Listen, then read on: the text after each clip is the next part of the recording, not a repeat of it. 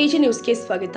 ಮಹಾಶಿವರಾತ್ರಿ ಪ್ರಯುಕ್ತವಾಗಿ ಬಂಕಾಪುರ ಪಟ್ಟಣದ ಕೊಟ್ಟಿಗೆರೆಯಲ್ಲಿ ಶ್ರೀ ಬಂಗಾರ ಬಸವೇಶ್ವರರ 4ನೇ ವರ್ಷದ ರಥೋತ್ಸವ ಭಕ್ತಿ ಭಾವ ಹಾಗೂ ವೈಭವದಿಂದ ಜರುಗಿದೆ.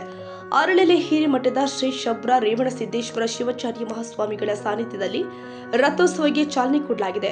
ದೇವರ ಭವ್ಯ ರಥವನ್ನ ಭಕ್ತರು ಘೋಷಣೆಗಳ ಮಧ್ಯೆ ಎಳೆದು ಪೂಜಾ ವಿಧಿವಿಧಾನಗಳನ್ನ ಶ್ರದ್ಧಾ ಭಕ್ತಿಯಿಂದ ಜರುಗಿಸಿದ್ರು.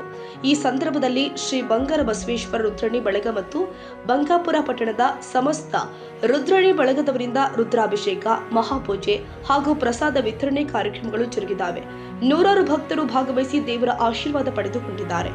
ಇದಕ್ಕೂ ಮುನ್ನ ಹಾಗೂ ನಂತರ ಪಟ್ಟಣದ ಪ್ರಾಥಮಿಕ, ಪ್ರೌಢಶಾಲೆ ಹಾಗೂ ಕಾಲೇಜುಗಳ ವಿದ್ಯಾರ್ಥಿನಿಯರಿಂದ ಸಾಂಸ್ಕೃತಿಕ ಕಾರ್ಯಕ್ರಮಗಳು ಜರುಗಿದ್ದಾವೆ. ಭಜನೆ, ನೃತ್ಯ ಹಾಗೂ ವಿವಿಧ ಕಲಾ ಪ್ರದರ್ಶನಗಳು ಉತ್ಸವಕ್ಕೆ ವಿಶೇಷ ಮೆರುಗು ತಂದಿದ್ದಾವೆ. ಕಚ್ಕೊಂಡ್ಬಿಟ್ಮೇಲೆ ಮತ್ತೆ ನಿರಾಶೆ ಆಗ್ತಾನೆ.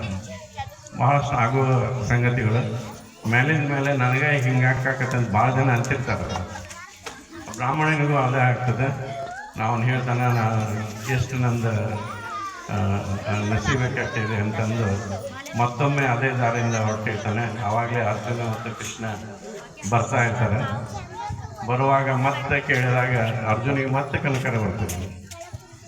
ಕನಕರ ಬಂದಾಗ ಬರೀ ಬಂಗಾರ ಕೊಟ್ಟೆ, ಇವನಿಗೆ ಅದಕ್ಕಿಂತ ಹೆಚ್ಚಿಂದ ಏನಾದರೂ ಕೊಡೋಣ ಅಂಥೇಳಿ ಒಂದು ಮಾಣಿಕ್ಯವನ್ನು ಕೊಡ್ತಾನೆ.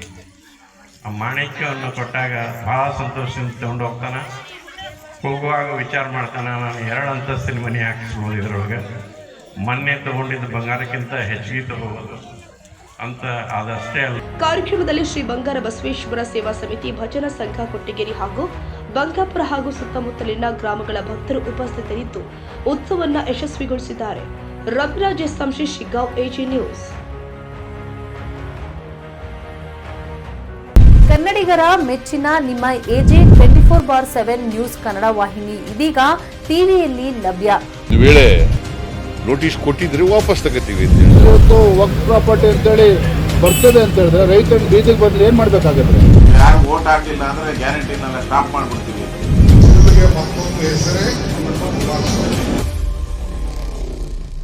ಕರ್ನಾಟಕ ಮತ್ತು ದೇಶ ವಿದೇಶ 360 ಡಿಗ್ರಿ ಸುದ್ದಿ ಹಾಗೂ ಉತ್ತರ ಕರ್ನಾಟಕ, ಬೆಳಗಾವಿ, ಬಾಗಲಕೋಟೆ, ಧಾರವಾಡ, ಹಾವೇರಿ, ಗದಗ, ಬಿಜಾಪುರ ಜಿಲ್ಲೆಯ ಕ್ಷಣ ಕ್ಷಣದ ವಿವರವನ್ನ ಪಡೆಯುವುದಕ್ಕೆ ಎಜೆ 24/7 ನ್ಯೂಸ್ ಕನ್ನಡ ವಾಹಿನಿಯನ್ನ ಲೈಕ್ ಮಾಡಿ, ವಿಡಿಯೋಗಳನ್ನ ಶೇರ್ ಮಾಡಿ, ಕಮೆಂಟ್ ಮಾಡುವ ಮೂಲಕ ನಮ್ಮ ವಾಹಿನಿಗೆ ಸಹಕಾರ ನೀಡಿ ಮತ್ತು ಚಾನೆಲ್ ಅನ್ನ ಸಬ್ಸ್ಕ್ರೈಬ್ ಮಾಡಿ.